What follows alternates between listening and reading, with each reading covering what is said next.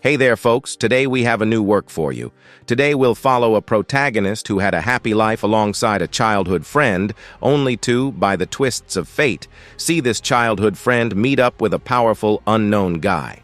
However, he and his childhood friend ended up deciding to betray our protagonist, abandoning him in the middle of a cave. He couldn't survive anymore. But to find out how he'll manage to survive, I'll leave this doubt in the air, as our hero will use everything at his disposal to try to survive a little longer, maybe 2 or 3 minutes in this dungeon, since he managed to awaken a light ability, one of the most useless abilities in this kingdom. With this biography in hand, we'll have to discover how this hero will manage to survive for a long time. This is a story that begins with Deja Vu, the mage, along with his team, in a distant and very dangerous place. With a pitiful face and a touch of villainy, he's introduced to us with anguish. He then lets out a crazy laugh and tells the defenseless boy below him that he was a fool and that he now realizes he was easily deceived by his own team. Next to the mage, we also see a red-haired character who was in a game of betrayal. She then says that from the beginning, she saw that boy as easy prey, and it would be a piece of cake to deceive him. She also mentioned that Agunil always acted with confidence and kindness. Meanwhile, from another place, we see the boy doing everything he can to fend off monsters that kept coming his way. Agunil then ends by saying he will leave everything up to that boy, as he is here fighting against some monsters. The boy tells his team to wait a bit, and with a seriously determined look, he then asks his companions if, from the start, they intended to use him as bait or, who knows, to basically use him to achieve what they wanted. The red-haired girl responds sincerely, saying yes, they saw the boy's magical power and that it was relatively high, so they made him the perfect bait for the undead, as those monsters are drawn to his light magic. The scene then cuts to the traitor group, where we see a monk making a hand gesture as a sign of gratitude, saying that the boy did Agunil a great favor. In the background, we see Agunil's silhouette as he tells them the exact place where they can find King Light. Now the boy here should become like those monsters still, as we see the boy giving his all to stay standing, casting light magic in the monster's direction, at least trying to defeat one of them. He manages to take them down one by one, but without much ado, we see the group leaving the place. They then bid farewell with an evil smile, and Agunil still mentions that with those light magic attributes, he should be quickly eliminated by those monsters, and that they'd have no trouble since he was useless. The boy shouts for them to wait, and again, he shouts with that hope that help will appear, but in the end, he was simply ignored. The scene then shifts to an alley with a narrow path where we see a strong, bright light, where the boy ends up thinking that he was closer than ever to the precipice, that now he found himself in total danger. After the protagonist's thoughts, the information on the lit is quite important, as he is in a pose of an SSS class, also known as a light staff. Then we go back to the past, specifically before the betrayal of the protagonist's group, and ahead we see a huge throne with a gleaming gemstone crystal at its peak. Just below, we already find an SS class item. We then go back to Agunil, who tells the protagonist to hurry and look for the Rui he was seeking, and that he would be giving him good protection. So arriving at the location, we noticed that it was surrounded by coffins, which for some reason looked quite suspicious. And without delay, we then see the protagonist about to grab that staff. In the background, we still see them encouraging him to take that staff. This was the staff of King Light.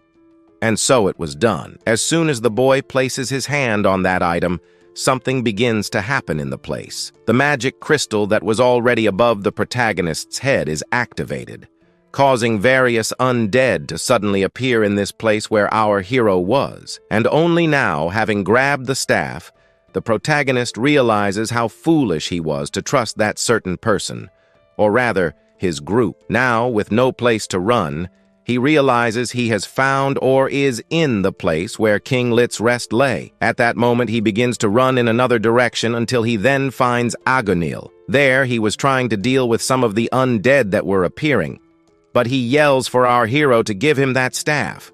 For with the staff, he would be able to adopt Relit. Thus, confident, he ends up grabbing the staff he had in hand and throwing it towards Agunil, who then quickly catches the staff. At that moment, after seeing this, he is surprised by something, that it could really save them. And now that he has managed to get the staff, she then begins to approach Agunil and asks that he, as well as her and her group, leave here quickly. In this moment, while he was lying there below, our hero wonders what is happening with him until Agunil turns in his direction and thanks him for his excellent work. But now he can no longer do anything, as the lit army flies towards our hero. But he used that light energy of his to try to push these monsters back. However, even so, it was of no use at all, as he only had level 6 light magic. This magic was only temporarily pushing the monsters away. And now he understands that no one cares about him anymore.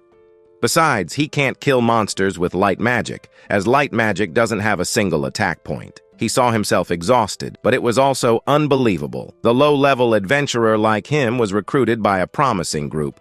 Tiranar, the redhead, even made a pretty face to invite our hero.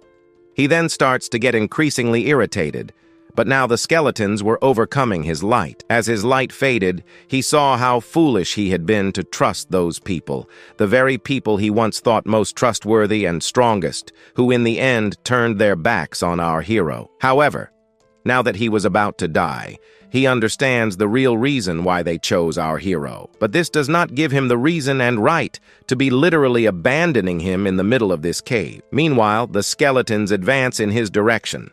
The protagonist, on the other hand, had no way to defend himself. But even so, he wanted to survive, and by any means, he would be surviving this dungeon. However, he ended up being hit by one of the skeleton's attacks, but with the light magic he still had, he used it to push the skeletons back.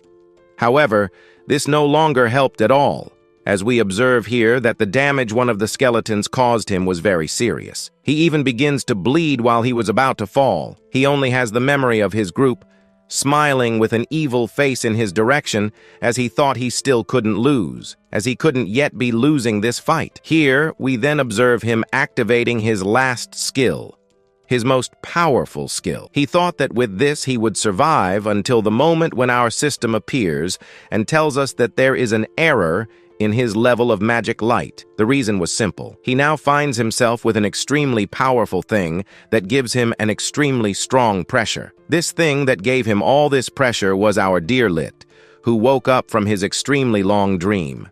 Now he only has to accept his end. Then, the system appears again, showing us that he reached the superior level. Now he managed to unlock the attributes of light. He just doesn't understand. Then we observe the system again, showing that his light evolves. Now his light will be evolving to a lightning attribute. He doesn't understand evolving. This was totally new to him, because in this world, there are two types of people. These are those who fight with heavy weapons, like swords, bows, and other things, known as warriors, and those who use magic, producing fire or water, or sometimes even healing wounds. These are the mage types, but there are also other categories called attributes. Yet all of this is according to the will of the gods. For this, we need to go back 7 years to the day of the attribute test in a castle-type church. We then observe the boy approaching someone, saying that fire was strong, but she says that another ability was much better. However, she thanks Light. Light, without understanding anything, just turns red, but she asks some questions again. One of these was about which type of attribute he would be unlocking. Light, however, doesn't know which ability he would actually be getting. She thinks he would be unlocking fire magic. Then we observe her saying that Light has an extremely powerful attribute, and also, she doesn't care about which type of attribute he will be getting since he was the main star of everything. Thus, by unlocking his class, they could go on adventures together. Then a priest appears and asks the children to stay quiet and go check which type of magic they would be able to use. Soon, Light then understands that he should stay there to unlock his class. But she was already leaving and wishing good luck to our hero. In this world, there is something known as national attributes. When you turn 10, you can take the attribute tests. This is when the priest basically conveys the message to the gods, granting the young person, the one who would be gaining this ability, any type of magic. These can come as fire mage type, or earth type, or water type, or air type, among other abilities. Saya already obtained the fire ability. At this moment then, with this ability she had, they could even hold some sort of party to honor her new power. However, Light doesn't care about the party, but rather the message she left, saying that when they unlocked a good ability, they could go on an adventure together. Light is enchanted by her beauty, but then the priest asks the next one to enter. Our Light then enters without understanding anything. He observes a sphere in front of him on top of a table. Light then, in fear, starts moving a bit more than usual. After placing his hand on that sphere, the priest begins to reveal his ability, his combat magic. Ability was Light. Light is left without understanding anything. His end had practically arrived here. Then he calls the next one so that they could come in. But Light asks him to wait. He asks this priest not to joke around. He even asks if this really was his class. The priest then, in response, says that the gods do not make mistakes. At this moment, Light begins to cry, saying that the Light attributes were literally a useless ability. This makes the priest furrow his brow slightly and then ask Light if, by any chance, he was mocking the gods, and if by any chance he was making light of an ability given by the gods to our hero. He just wanted to become an adventurer. However, the priest said that light magic does not have offensive power, so it would be difficult to become an adventurer. Even so, the gods grant a special attribute for each one of them. Then, the priest raises his hand and approaches Light, asking him in the end to accept his destiny, which he ended up receiving. Crying, he ends up accepting in the end, whether he wants to or not, this thing. However, accepting it would be totally difficult. He wonders why he has a high magical power inside him. He didn't ask for much. He just wanted to request an attribute of a stolen ability, something like fire, water, earth, any one of them, since our Saya promised to go on a quite good adventure with our hero. However, this discourages him quite a bit, and he begins to fall into tears. Then, 7 years pass. We then observe someone entering a tavern. The one who entered was Light, our hero. The moment he enters the tavern, he thanks Mazina for basically giving him a good mission. Now, he is 17 years old and, in the end, has become an adventurer. Melissa gets irritated because he completed yet another mission. The mission he completed was basically too risky, until he says that he and his group went to the Goblin Tavern. He was just a luggage carrier, and everything went well for him. The girl said that Light did quite a good thing, and his teammates must have been impressed with his motivation to become an adventurer. For that, Melissa motivates our hero, saying that the guy who was part of his team was anxious and was basically paying attention to our Silver, saying that the guy was good with a torch. He only managed to do a few things like carrying some heavy backpacks while holding the torch and managing to scare off some monsters, but for him, it seemed like the opposite. That guy there was basically staring at him with a somewhat malicious intention. Then he asks that he ignore all of that and wonders if there's already a new recruitment so he can join a new guild, as after he awakened his attributes, he managed to acquire the light attribute and, in the end, became an ideal person for specific jobs in the orphanage. Then, knowing that no one was trying to recruit him, he ends up bidding her farewell, saying at that moment that he would be back some other time. However, with his high magical power, he is able to use another one of his abilities, which is the magical transparency that allows him to share a bit of his magical power with others. While he was having a good meal, some people commented that they found a magical tank that was quite useful. But since that day, our hero awakened his attributes, our Saya, for some reason, disappeared. Everyone became a little more distant. He wonders what they were doing at those moments while he was eating, and he ends up thinking that he was necessary as an adventurer as he was. But his abilities basically allowed him to complete only some weak missions that gave him rather good rewards. However, he still wonders if he's happy with this ability he has, and if he's happy with his job, which is just to guide a certain light and a dark moon, for he is only a light mage. While he was eating, We then observe something watching him from outside the window. Meanwhile, elsewhere, he receives a new mission.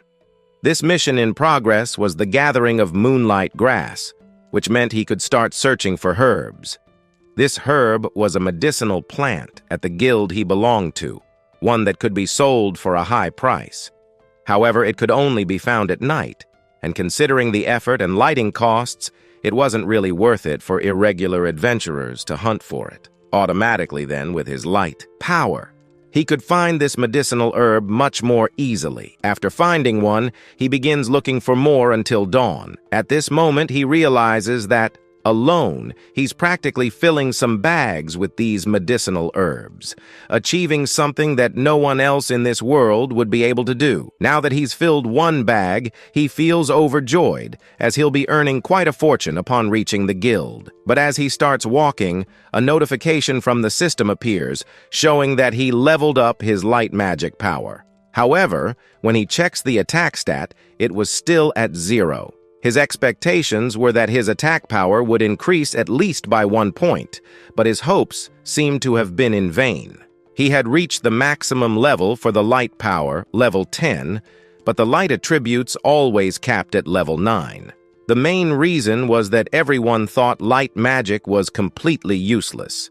Hence, it was easy to level up light magic, as no one who possessed this skill had probably ever reached this level, but he did it. Nonetheless, our hero clung to a sliver of hope, thinking that maybe, if his light magic reached a high level, he might gain 1 attack point. However, to achieve that, he would need his light magic power to reach the maximum level. Thinking of his options, he realized he had come this far and that he could still be an adventurer, even at rock bottom. The only thing that kept our hero motivated was the memory of that priest telling him to embrace his fate, the destiny of carrying the light on his back. So he ignores his negative thoughts because now he is forging his own path as an adventurer. The day shifts, and we see our hero returning to the tavern. He calls for Maison, but Maison is somewhat surprised, finding something very interesting and thrilling news. She then thrusts a piece of paper in his face, which he doesn't quite understand why Maison is so happy about until he takes the paper. Maison explains that someone was specifically looking for people with a particular skill, which fills him with happiness, making him doubt if it could be real. Perhaps this person was looking for our hero, though he doesn't understand why such a powerful figure in this world would request him. Maison also can hardly believe it, as the adventurer rank of this group is at the top. They are in Class A, the highest class. Even though someone so powerful invited our hero, she still cautions him to be careful, as their adventure may not be entirely trustworthy. However, Light doesn't believe much in his own potential. He even thinks it might have been a mistake, that perhaps the people from this guild confused his name with someone else's. But Maison insists that he shouldn't undervalue himself, because the people from this guild came in person to check on his stats. One of the people who came to look for our protagonist was actually from the main capital.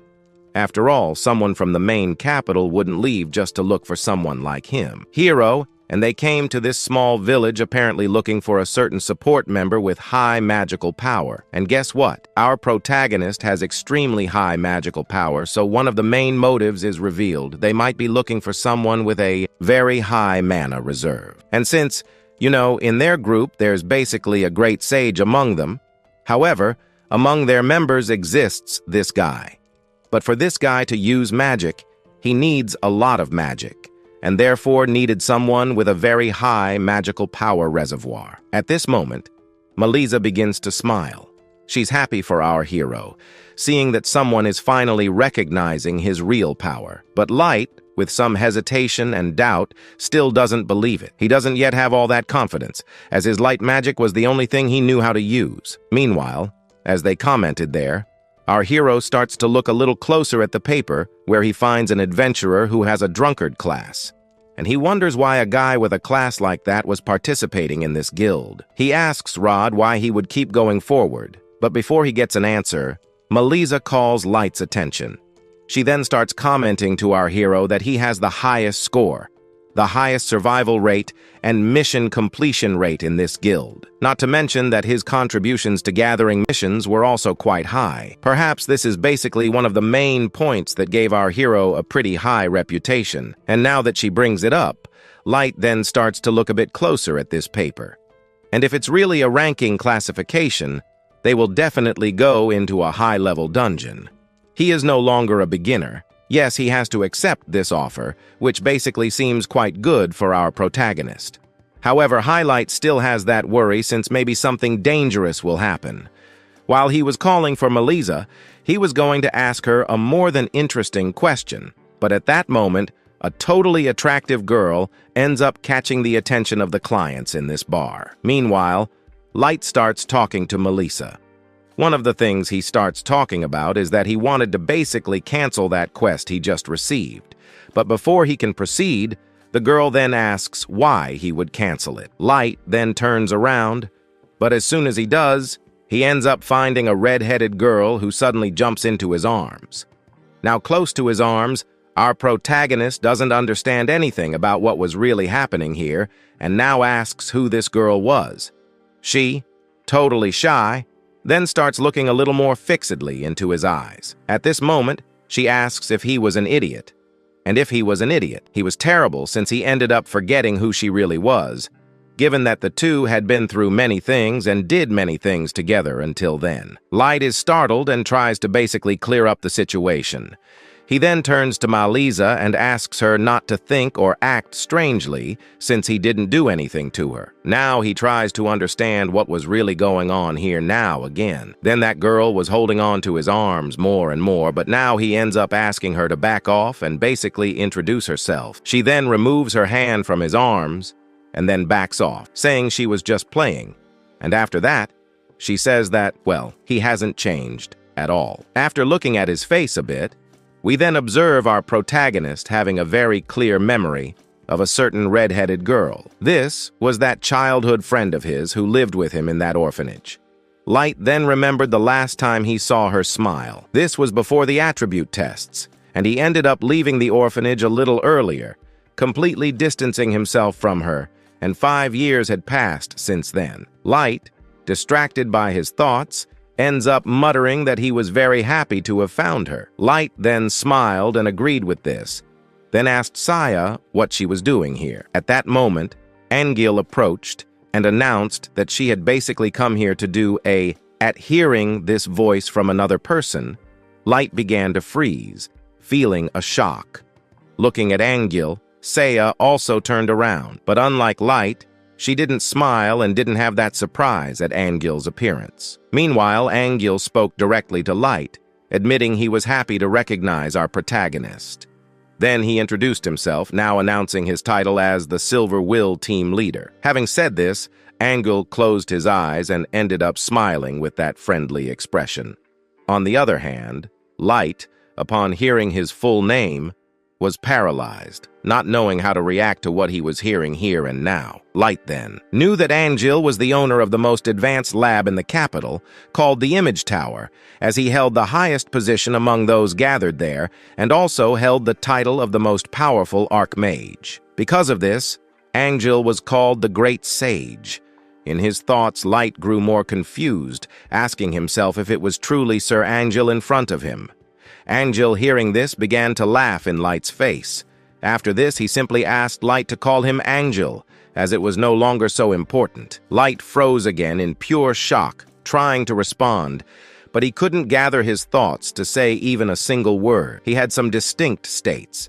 His position was also different, but Angil, like Light, possessed rather rare attributes.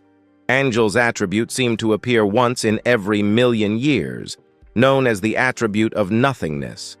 This allows him to master all types of magic, granting him permission to control fire magic, earth magic, water magic, among others. However, it came at a high price, as increasing his magic level was extremely slow. Nevertheless, even if his magical power increased, the power gained was very small and weak, and even after a lifetime, he might never reach the maximum level of a mage. Many adventurers abandon this title or their adventuring career as the attribute is said to be worthless, and the attribute of light is seen the same way. To them, it's considered a failure. However, Angel did not give up. He entered the magic tower and, using his financial resources, ended up creating a method to restore his magical power almost instantly. After that, his attributes gained new meaning. Thus, Angel became the master of all attributes. However, Light ended up remembering a day when he felt his heart would explode with injustice. As he passed through the street, he overheard some people speaking ill of him. To disguise his reaction, he pretended to read a newspaper in his hand. Nevertheless, after hearing Angel's story and learning how he managed to change his life, our Light began to smile and was truly happy to meet Angel. Distracted by his thoughts, he ended up shaking his head, shouting that he couldn't call Angel by that title as he had asked, since it was now something awkward for Angel. Nervously, he waved his hand, trying to confirm his recently spoken words. Angel didn't insist that Light call him by an abbreviated form of his name, but he did ask that he at least not be addressed as Master. Without waiting for Light's response, he continued speaking with him and then wondered if he agreed. But Light calmed and froze for a moment, trying to understand what he was talking about. Instead, Saya responded for him. She grabbed his hand, saying she had just been trying to invite him to her group. Light said his name in shock, then asked her to wait and wondered if she was really inviting him to be participating in the Angle group where the most powerful hero was. Saya ended up smiling a proudly incredible smile right there and exclaimed that it was really what he had just heard. Then she kind of pulled a thin chain hanging from her neck, taking out a space where our balloons were. What she took was an amulet showing what her rank would be, and here we saw that her classification was very high. But Light focused more on other things, since, well, that thing was basically in her precious place. At that moment, he couldn't contain his emotions, but Saya didn't pay attention to it and, suddenly embarrassed, said it was all thanks to Angel. For without him, she wouldn't have managed to get here. Yet these words made Light calm down a little, and then he looked intently at Saya. At that moment, Angel refused to say those words, for he was sure that without this help, she managed to reach the maximum of her power, and right there she became a powerful person. At that moment, Saya didn't respond, but simply raised her palm upwards, and Angel then ended up smiling and took her hand. He was just watching all this, and now he began to understand some things that, in his mind, he noticed Saya was already in another group. And mentally, he understood that he didn't belong to that group. But at that moment, he had a memory of Saya from the past, from childhood, when little Saya happily shouted Light's name. In the moment, he closed his eyes, realizing here that he understood nothing could be done at that moment. He couldn't believe what was happening and also couldn't believe what was close to Saya, but he was distracted in his thoughts when he heard someone who hadn't been here for a long time. Cusco then approached Light from behind, placing his hand on his shoulder, and then he spoke seriously, saying he had just seen someone with a broken heart, and Light hadn't expected such an appearance. Cusco then stepped back, and in the next moment, he turned to Cusco. Then he shouted in surprise, asking why he appeared so suddenly there. He didn't understand what Cusco was doing in that place, and Cusco announced it was simple, as he now was part of the same Angel group. These words spoken by him ended up greatly surprising Light, and Saya confirmed what Cusco had said, as he mentioned he had left the orphanage and returned to the adventurer's path, as he had an attribute called Holy. Therefore, Cusco helped Angel with his restoration magic. Light found it quite difficult to understand all the information he had learned today, but Light continued to look at Cusco, still confused. He began to remember that moment when Light was still a little boy at the orphanage, and Cusco, upon returning, called him a failure and a loser with a weak ability. At that moment, this made Light frown, thinking this was strange. A group consisting of two people he knew as well as a great sage. But he couldn't keep pondering about it because Cusco ended up drawing his attention to himself. He asked if he would accept their request. He noticed how much they needed him. Light lowered his head, then realized that in his mind something told him he should refuse this request and not move forward. But again, he was distracted, being asked to agree at once, as Light's help would be much needed to achieve certain things. With a look softened, Light then looked at Seiya, who kind of pressed her palms together on his, asking if he really remembered his old promise. She then approached Light, holding the hem of his clothing with both hands, and Light remembered when this happened when they were together before the test. Seiya looked into his eyes, smiling, believing they would travel together. These memories then made Light abandon his urge to disagree, so she ended up agreeing, announcing that he would be making a request for them a little later. At the tomb of the King of the Dead, Light, Seiya, Angil, and Cusco advanced toward a slightly darker cave ahead. Light was very scared of the environment around him, covered in sweat. He asked himself if this sensation was frightening. He knew he was a rank D hunter, and he shouldn't be there, and to try to cope with his horror, he gripped the straps of his backpack tightly with his hands. Angil basically announced that they should be moving forward, but Light practically paid no attention to his words. He ended up thinking it was just a difficulty level of the tomb of the King of the Dead, and didn't understand why he had agreed to go with them. His friend heard Angil saying they were basically there because he had deciphered the documents he had really found, mentioning that inside there was a very powerful artifact. Since not everyone managed to understand what Angil meant when he talked about the artifact, he asked again, and Angil confirmed it. He explained that the artifact could transform into air magic and could be returned to the owner. In other words, this artifact could grant a person unlimited magical power.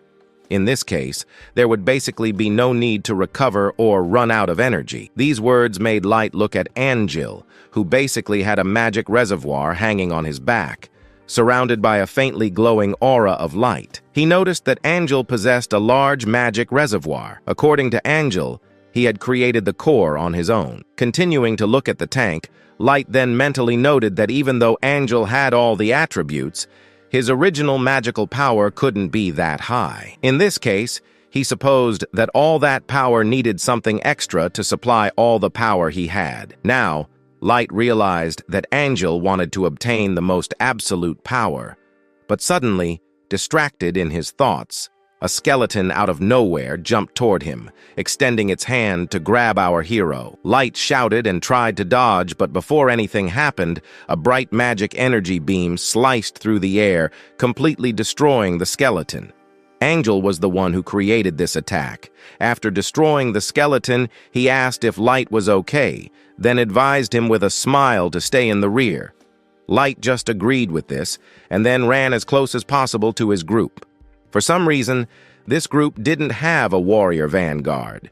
Instead, the vanguard was represented by Angil, along with Seiya and Uncle Cusco, who were in the back ranks. Light had to keep an eye on the center, and in the end, he had to shine in an abnormal situation. Already, according to the Light, that information would be lost, but the situation wasn't normal. Suddenly, Seiya, laughing, activated her magic, promising that all the monsters would burn to the bone.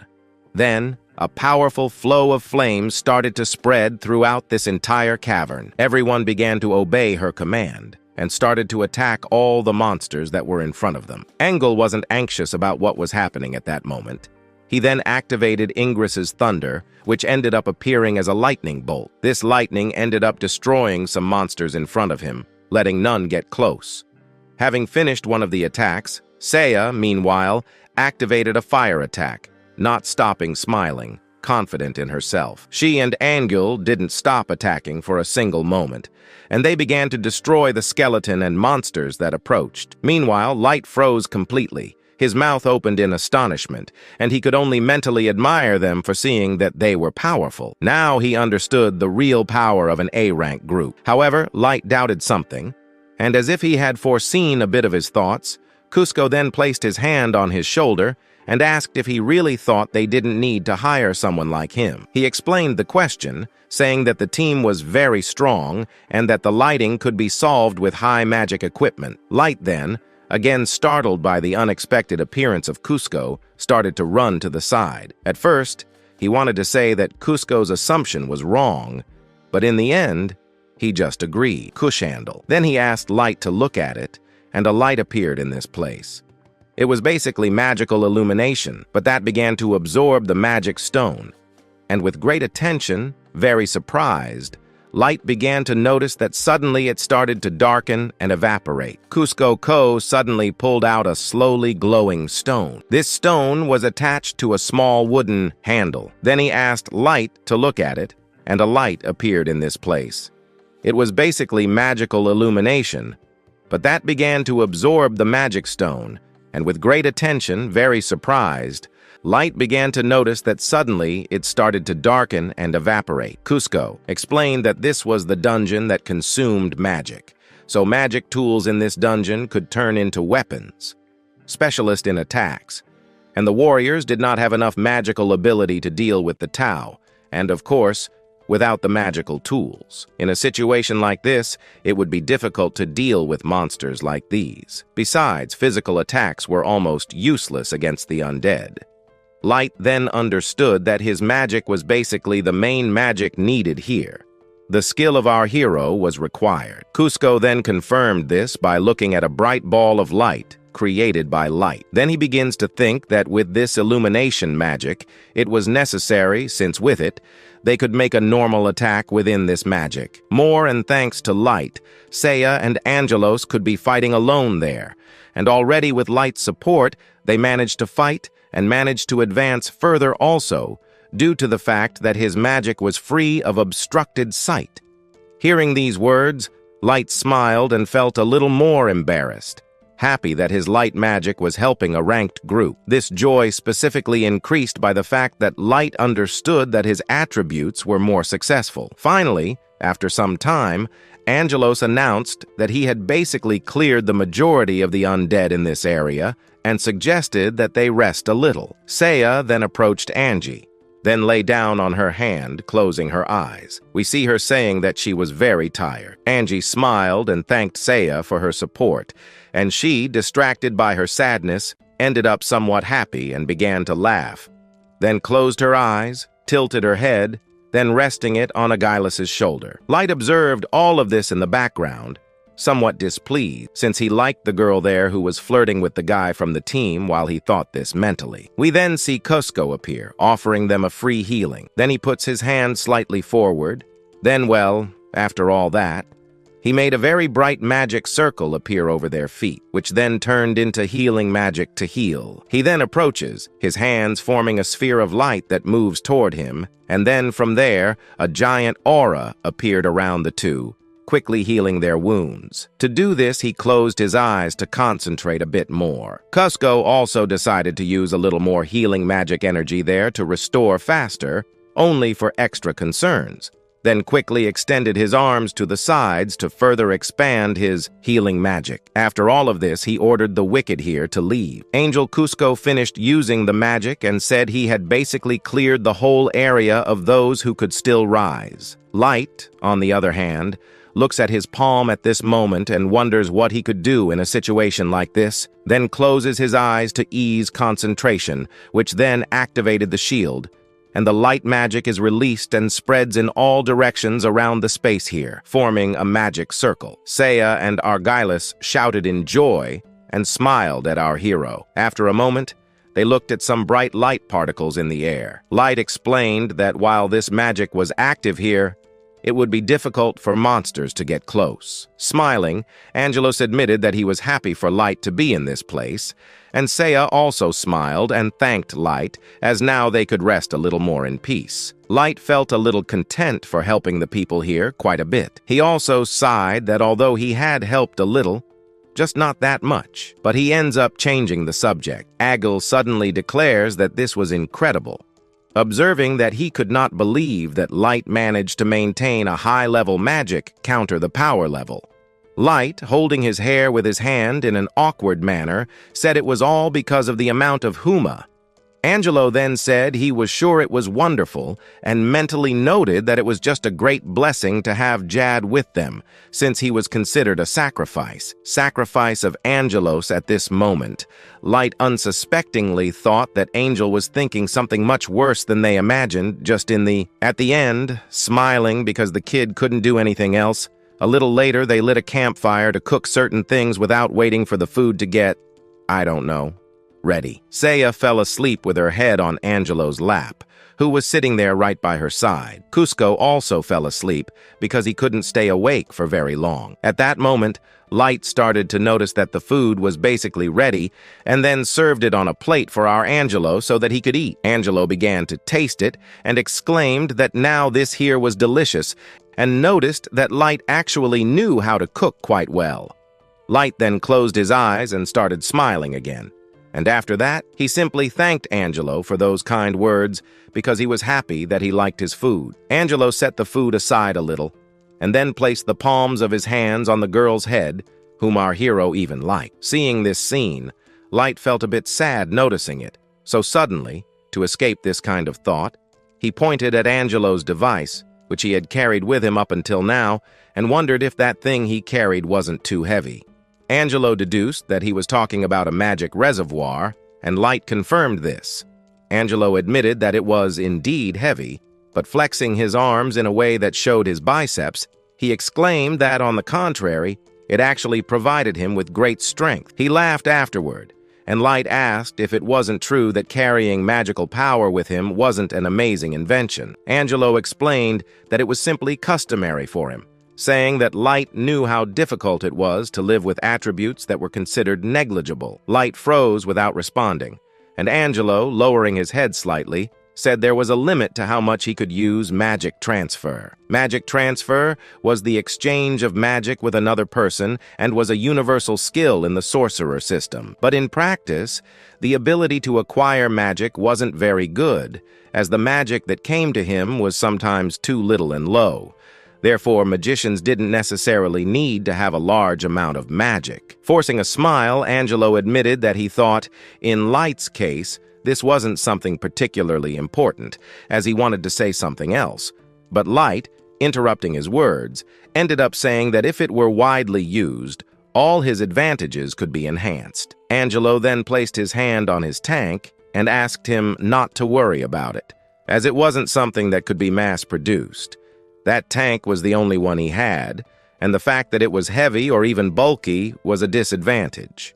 But Angelo was confident that with it, he could go as far as possible. Light, without understanding what all this meant, asked Angelo if he could go, and Angelo then raised his head and then explained how he could reach heights of incredible power. With this, he opened his eyes in such happiness, and he didn't know how to respond. He didn't know what else a young man with the title of a great sage could do. But one thing was certain, could do it. And for someone who is like him, receiving this motivation from this guy here, it was as if he understood his thoughts. Ansel says that he wanted to be a Hans and Light. In the end, he ended up asking something again about one of his thoughts, about those who, Ansel, on the other hand, lowers his head sadly. Maybe not, since right after he says to us that he was the youngest in the family. So all he received was only his last name, and because of that, clenching his fists, he decided that he should make that legend the legend of his family and managed to achieve the long-dreamed Anzil, and then he would be using his fists to achieve this, shouting with his last words. Anzil kind of frowned. What we should show here is that his gaze became a bit harder and more potent. Light then observed Anzil, a little excited and happy, as he promptly announced that this was why he truly needed the staff of the King of the Dead. If with that, he could gain infinite magical power and could use his powers without any restrictions.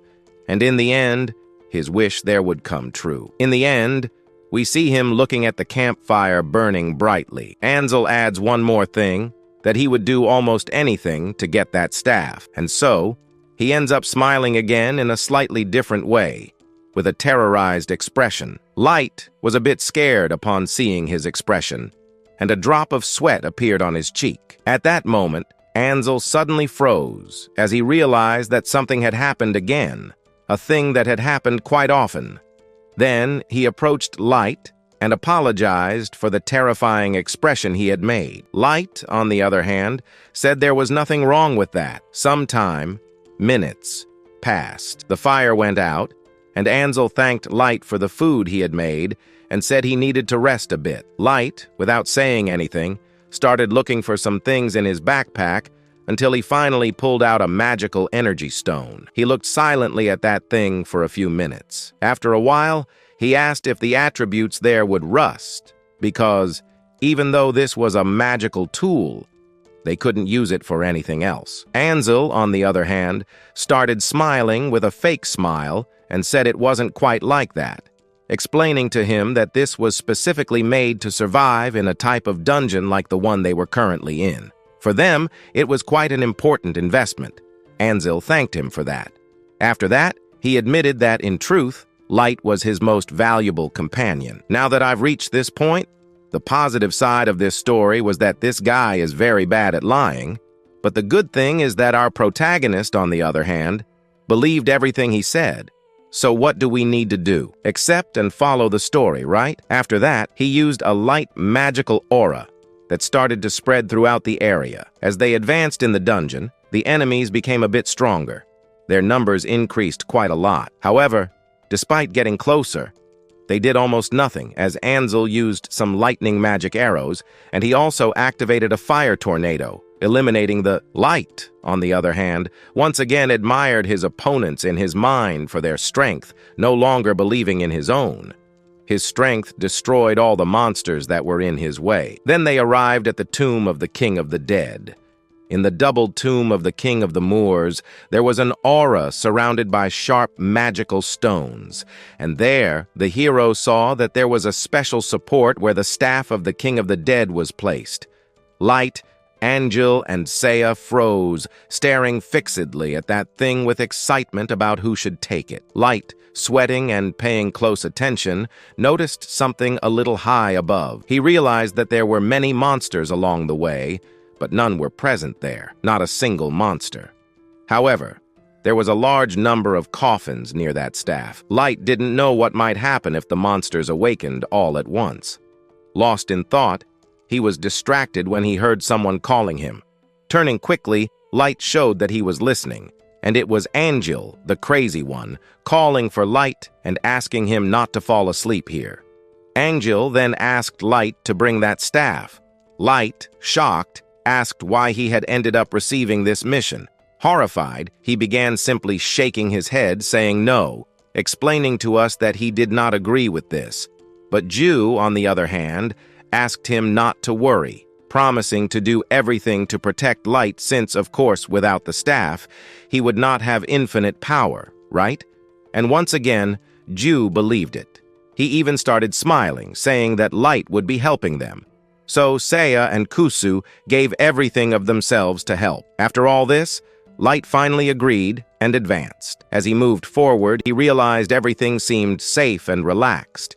He could simply proceed. Even so, Light knew something was wrong. He felt it. But still, he pressed on. He approached the staff of the King of the Dead, sweat dripping from the corners of his lips. Wrapping his palms around it, he lifted the staff upward. At that moment, something appeared very suddenly, much larger than Light. Seeing this, Angel shouted for Light to throw the staff to him. He didn't care what happened to Light. The staff was the priority. As mentioned before, with the staff, they could win. Still, our protagonist frowned, but was determined to complete his mission. He extended his hand and threw the staff toward Angel. The staff flew past the monsters, and in the end, Angel caught it effortlessly. Then he laughed, calling Light basically an idiot. He couldn't believe Light had actually done it.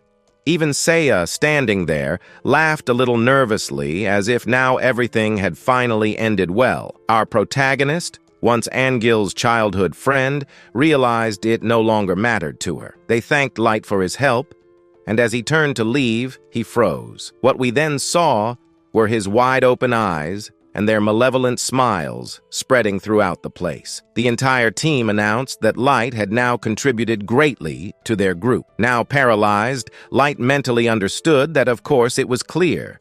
He had believed in the idea that someone needed him. Well, his talent was useless. At least he was happy that someone nearby recognized his power. He only wanted to embark on the adventure with the people he considered friends. Looking at him, we realized that nothing he imagined had come true. The poor guy here. He just only wanted to take advantage of his usefulness. And most importantly, he remembered how Saya invited our hero to go on an adventure together. Light mentally noted that he wanted to take a turn in this story, a real turn, and managed to get out as an adventurer too, also managing to leave with her. But distracted in his thoughts, Light heard someone laughing and focused his gaze. Then Saya quickly turned to Angelo, and he remembered that Angelo had said everything here would be simple with Light. These words made Light freeze, perplexed by this. He screamed Angelo's name, but he didn't scream in reality. He only screamed in his thoughts, reinforcing his arms to see who was stronger. He began activating his light magic to try to distract the monsters somehow, pushing them back. He asked himself if this was really how he was going to die in a place like this, here and now. At that moment, Light felt like a disposable tool, but he wasn't ready to give up so soon. Screaming, he continued to use his light magic, activating sacred light shortly after. When the monsters saw this light, they began to get scared by the magic and retreated a little. Light took advantage and made a few steps backward because ahead of him, he saw that there was an exit. Determined to get out of here alive at any cost, he moved through a gap in the crowd of skeletons, throwing himself toward it. However, when one of the skeletons approached, he furrowed his brow. After that, he used sacred light to drive the monster away. Light then ran, thinking that before his magic could run out, he needed to find an exit. He realized the monsters would never stop coming. Light noticed that if he couldn't maintain an adequate level of mana, he would basically be devoured by them. He ran, gritting his teeth, focusing on the brightness in the darkness in his eyes. He continued to use sacred light, then ran in different directions to avoid being caught by surprise. He screamed too, but an attack came, breaking his focus a bit. Even so, he kept moving forward, carving out a small opening. Light followed this path, which led him to the entrance of a tomb. He decided he needed to go as far away from this place as possible. Our hero put his trust in himself and ran a lot. But then, out of nowhere, blood splattered in the air. Light stopped, covering his mouth with his hand. He fell to his knees, spitting up some blood. His breathing was becoming increasingly difficult. He realized this was a drawback of the magic.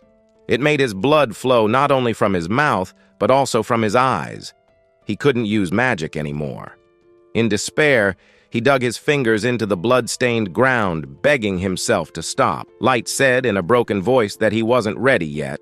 Groaning, he tried to do something, at least to try to save himself. His hands trembled, but he had a determination and he wouldn't give up so soon. So for that, he ends up ignoring some important parts, but these things kind of end up partially hitting the whites of his eyes, which kind of turned red. Suddenly, Light noticed a magical reservoir in front of him and asked himself what it was, since at first he didn't even remember that he didn't recall having an item like this here in front of him. But then suddenly he remembered and also realized that this mana reservoir in front of him belonged to Angil.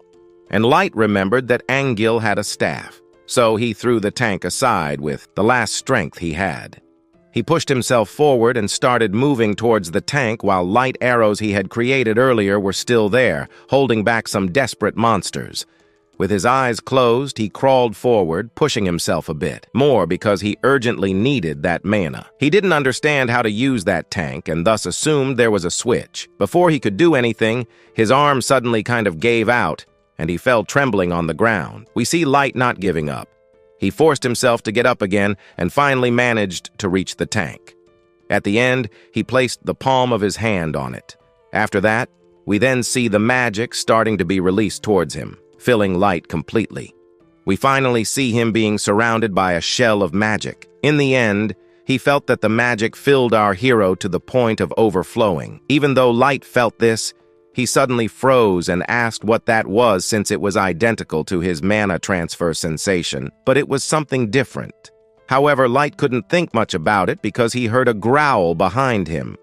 Returning to himself, he realized that some monsters had broken through the barrier he had created and were coming towards him. In the end, extending the palm of his hand towards them, he activated the holy light. A glow then launched towards the monsters, pushing them back. Other undead creatures took advantage of the fact that Light was distracted and tried to attack, but he used his magic again, which countered this attack. Swearing, he placed the tank on himself and tried to get up with it, deciding on his own that he should leave this place. However, the stairs were blocked by several skeletons. Light then used his will to open the way a little bit. Olit, who had been watching everything happening the entire time, decided to open his mouth, but as soon as he did, the glow began to get a bit more intense. Suddenly, Light turned around. Now he realized he was surrounded by a circle of magical energy. Then we see him at the end looking perplexed at this thing while his feet left the ground. The use of the magic slightly lifted Light into the air, unable to leave. He noticed the magic ending, which dropped him, throwing him to the ground. We see him just on the ground, his back in pain, completely battered. On the ground, he just laughed at the situation while Light merely observed silently, purely quiet. Light assumed he needed to defeat the boss and escape this dungeon. His face was basically marked by scars. Light asked what was happening at the entrance of this dungeon. He then assumed that by killing the boss, the door would open. Even if he managed to reach it, he wouldn't be able to cross. Light suddenly raised his hand and started using magic. After that, a fireball and a ball of magical energy formed next to his palm, which eventually turned into a magical circle, creating some patterns. Light was still on the ground and wasn't ready, and at that moment he noticed that a magical circle had formed above him. Different lights disappeared. Unlike others, this ability ended up forming something not good, and the atmosphere wasn't favorable. Suddenly, something from inside that circle came in his direction. To avoid being caught, Light began dodging some attacks. However, even dodging, he barely managed to avoid some strikes from the daggers. One of the blades then tore through the strap of the tank he was holding, making that thing fly to the side. Light could only scream mentally. However, he had a determined look on his face, knowing he had to find a way out of there. Then he remembered that he wasn't the same as before. Now, he was filled with magic, and because of this, he thought he had a chance to survive. So he launched himself and extended his hands to activate his sacred light magic. As he extended them, he activated his sacred light, and a considerable number of bright light spheres formed above him.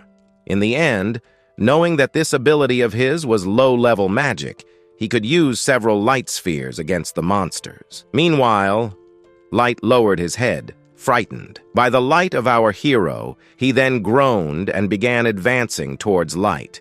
He realized that if he could maintain this pace, the monsters would stay at a reasonably good distance. At this point, he could use this to defeat 2 monsters. But he stopped his thoughts, focusing on the fact that Light extended his hand to avoid magical attacks coming his way. Light didn't have much time to think, as the blades were coming to catch him. Suddenly, he was also hit, slightly wounded near his stomach. He froze at that moment. We now see that he was covered in sweat and pure fear. What dominated was only the pain. Light smiled. However, his body suddenly dissolved, which made the protagonist freeze instantly. The solar light attacks suddenly began falling on some monsters around, almost hitting him but missing because he used a type of light magic that created an illusion. Now that he had created this illusion, he promised to finish Light. He formed a new attack, clenching his fists. It also seemed that the power of this miasma was about to break. So he decided to launch a surprise attack from the front. Before launching his attack, he shouted for Light to receive his point-blank attack. Placing his body, he used the sacred light, sending an attack quickly in his direction. Light could only do one thing: close his eyes. He couldn't do anything else. Frustrated, he began flailing his arms to try to defend himself somehow, but in the end, it was useless. Monsters started to fall. Light thought that it was impossible to defeat a user of light who has 0 attack power. Despite that, he continued to fight, using his light firing rates. By using this several times, Light noticed that all the undead didn't like the light that much. If he kept going at this pace, then everything he was doing would work. Without stopping using his spell, he realized in the end that his confidence eventually reached its limit. Some of the monsters ended up weakening.